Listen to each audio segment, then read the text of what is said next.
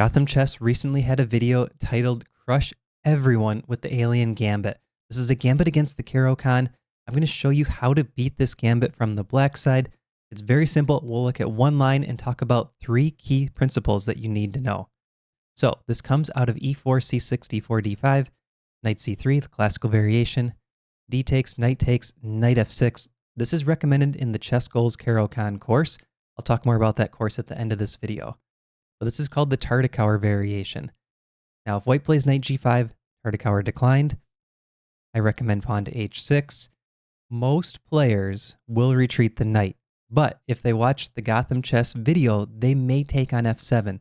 There will definitely be an uptick of people trying this gambit, and really they're just playing for tricks. This is called the Alien Gambit. I think it's a new name for the gambit, but the stockfish eval here is around -2, so you have a big advantage right off the bat, and I want you guys to be happy when you see white play this gambit. So we're going to take the knight, king takes f7.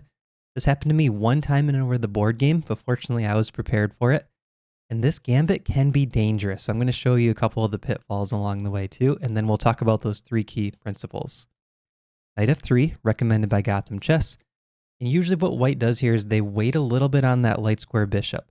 It could either come to d3 or c4 with a check against our king, but the idea is they would love to target these light squares because our pawns are all on dark squares. Now, this is a key move. You don't want to make the most common beginner mistake. I'll show you what that is. Bishop to g4. If you put the bishop on g4, white has a very easy tactic. Knight to e5, checking the king and attacking the bishop. Simple fork. We only have the knight guarding the bishop. So, for example, king g8, take, queen takes. White's in a much better position here. So don't do that. Don't put that bishop on g4. What we want to do is we want to play c5. This is the ChessGoals recommendation. At first it looks strange. Why are we moving a pawn instead of bringing out our knights or our bishops? There's a key to this position that we want to remember. When this bishop comes to c4 with check against our king, we want to put our pawn on e6 and have the c8 bishop defend the pawn. That means we don't want this b8 knight sitting on d7, blocking that bishop from e6. So the knight belongs on c6. So remember that. Pawn to c5, that's the first principle you got to remember because you're going to bring out the knight to c6. Knight to e5 check, most common move by white. Now, this is the second key principle, and this is a pretty easy one to remember. Whenever that knight checks you, you always put the king back to g8. I haven't seen a situation in this gambit where you play king to e8. The reason you don't want the king on e8 is because after bishop d3, bishop g6, that's a checkmate. And it's very hard to play against that, and it's actually a big advantage for white already if you play king e8. So principle number 2, always put the king back on g8 when the knight checks you. Now bishop c4 check, pawn to e6. So we're going to meet bishops to c4 with pawn to e6, defended by our bishop on c8. And this move order can be flipped around, right? The bishop comes to c4 first, you block with pawn, then knight e5 check, you move the king back to g8. Pretty simple. Now this is our key setup.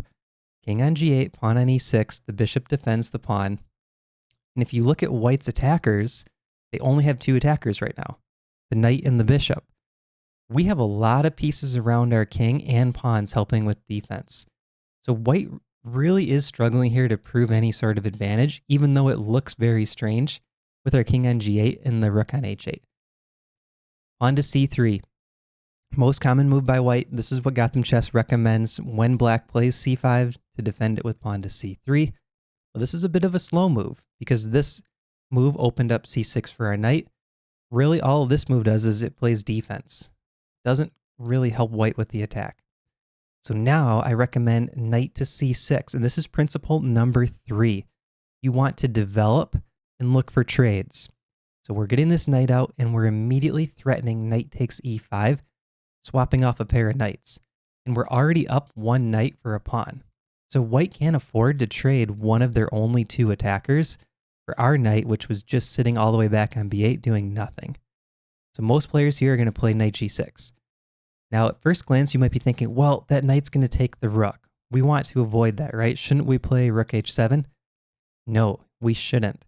So right now we're up 2 points in material, and it's perfectly fine to let white capture that rook, and you recapture with the king. So keep that in mind. It's perfectly fine to let the knight take on h8, you take back with the king. Because in the end, you're going to have 2 pieces for a rook. That's going to be a big advantage, and you're about to win this pawn on d4. So grab that pawn right away. White is now not up any pawns. We're up a full 3 points. So taking on h8 only gets 2 points back for white, and we're still going to have 2 pieces for a rook. Big advantage in the middle game.